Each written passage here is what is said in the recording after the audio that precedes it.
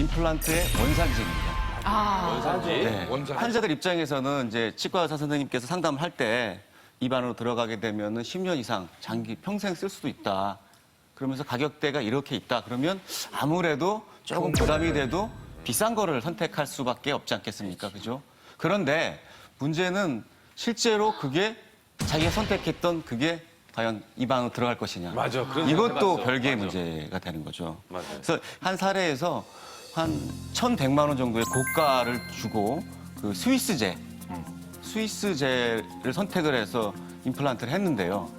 나중에 이 위쪽에 염증이 있어서 잘 다니던 이비인후과를 갔어요.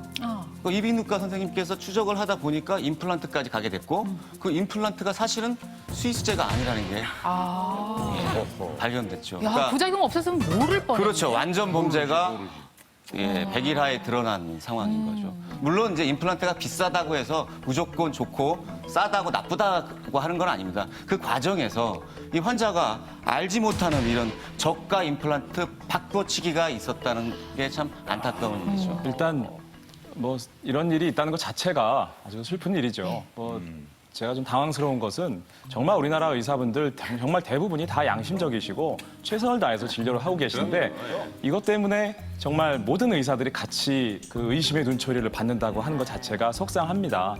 저 같은 경우에도 주로 임플란트 진료를 하고 있습니다만 이런 경우가 많이 있습니다.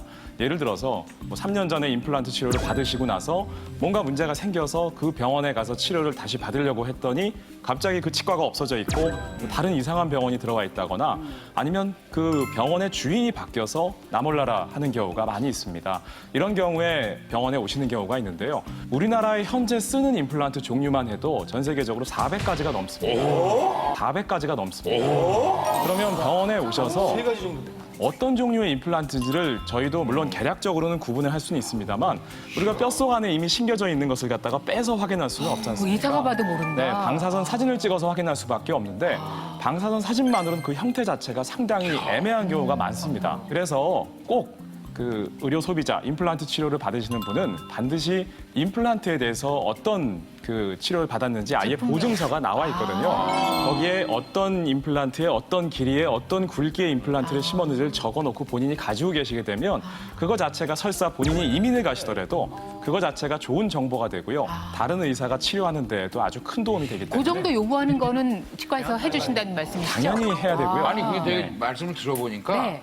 그 당연히 앞으로는 요구해야 되는 문제구나 생각하는 그러네. 게 사후에. 우리가 자동차로 봤을 때 연식이 오래되면은 부품이 없는데 차종을 모르면 그 부품을 구할 수 없는 건 똑같은 거잖아요. 그런 맥락에서 보면은 그런 요구를 했을 때 당연히 의사 선생님이 우리는 이제 환자 입장에서 이거 언짢아 하시면 어떡하지? 그런데 언짢아 하실 일은 아니네요. 전혀 그렇지 않고요. 그러네. 요새는 말씀을 안 하셔도 그런 보증서를 다 드리고 있습니다.